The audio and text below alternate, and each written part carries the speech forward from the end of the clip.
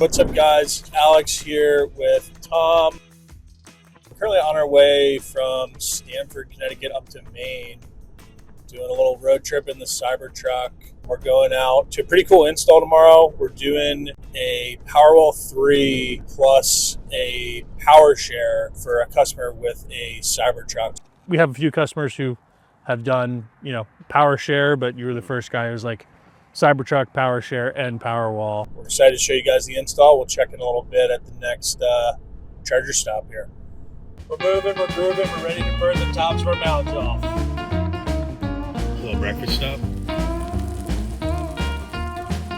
All right, guys, so we're here in Maine doing our first Powerwall 3 and Powershare install. We got 11.4 kW of solar going up on the roof. Got the Powerwall 3 on the back of the garage. And we have the bi-directional EV charger going in the garage. It's pretty exciting. One of the first homes we're doing that's going to have both Powershare and Powerwall 3. Al, thanks for having us and letting us shoot this. What made you want to do the Powerwall with the Powershare? I think it was just the fact that it can, honestly. And if you look at, Powerwalls are great. They can get you through the night sometimes, and then you have a power outage. You can minimize what you use and make it go further. But I just thought having the ability to, if the roads are clean, going down to a supercharger and charge this thing right back up. It got 30 minutes and come back and have another couple of days. Absolutely. I mean, yeah, the car itself is like kind of the equivalent energy of close to 10 Powerwalls. Yes. So that being said, I mean, your roof honestly couldn't be much more perfect for solar. Like when we were looking at the house, I was like, it's perfectly due south and there's literally nothing that blocks you whatsoever. So you guys will definitely make a lot of power off the roof.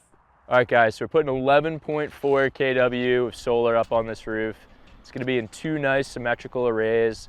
The panels are black on black, nice, clean looking, going to match the color of the roof. It's plenty of solar. For this homeowner, it's enough to offset their annual needs. So at the end of the year, they'll have essentially no electric bill. It would be really great instead of spending, say, $350 a month for a electric bill. Yeah, let's pay for something that we own at the end of it. All right, so there's three modes that you can set your Powerwall 3 to. The first mode is it basically acts as a generator. So it stays at 100% charge all the time, topping itself off with the energy from the solar. At any point when your power goes out, you have the battery fully charged and it's ready to go. Is it kind of like a generator? So the second mode is when it's offsetting your electricity usage all the time. So whenever you are not able to draw directly from the solar, it then pulls from the battery. So essentially it's acting off grid all the time. At any point, if you're not getting sun and your battery is totally depleted, then it'll pull from the grid, but it's allowing you to use all your solar energy and all your battery energy to power your home. The third option is like a combination of the two. So it'll always try to take energy from the solar first. If the sun's not shining, then it'll pull from the grid.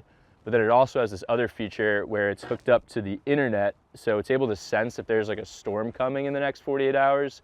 And if there's a storm coming, then it'll flip into generator mode, which will, cause it to charge up to 100% in anticipation of the power going out. And just to be clear, we're just scratching the surface of what Powerwall 3 can do here.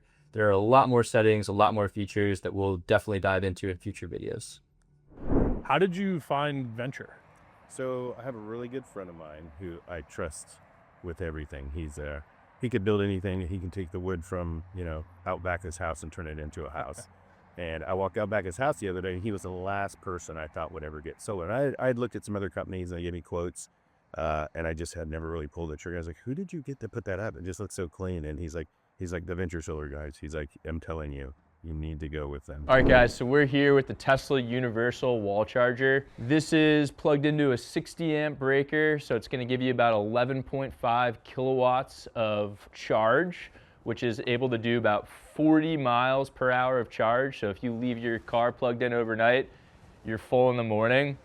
It's got both the J1772 charger, which is... All right, so what I'm about to say is incorrect. This charger that I'm pointing at right there, that is the Tesla connector, otherwise known as the NACS connector that every major car manufacturer in America is moving towards. And this next one, that is the J1772 charger that is used in a lot of older models of BMWs, Kias, you name it. So if you need to charge other cars, you can. Good news, all car manufacturers are moving forward to the NACS charger, which is what Tesla uses, back to the regular scheduled programming. You can both charge your car as well as, because it's universal, it can do the bi-directional charging. So you're able to, if you have a Cybertruck, you can plug your Cybertruck in and you're able to power your house. And these Cybertrucks, they have 120 kilowatt hour batteries in them.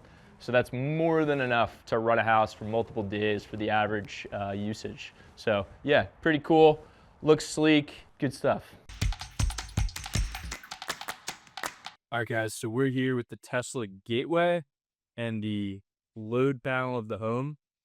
So what we did is we rewired the electricity that's coming in from the grid directly to the gateway, as well as you have the power from the Powerwall 3 and the EV charger all landing inside the gateway. And what the gateway does is this acts as a transfer switch. So if it recognizes that power is not coming from the grid, it'll then flip over and start pulling power from the battery or the car to power all your loads in your loads panel. It's got a little lever here. If we open it up, it should show you. So this is now essentially the main breaker for the whole home. And right here, you have the breaker for the Powerwall and the breaker for the EV charger. It's pretty simple.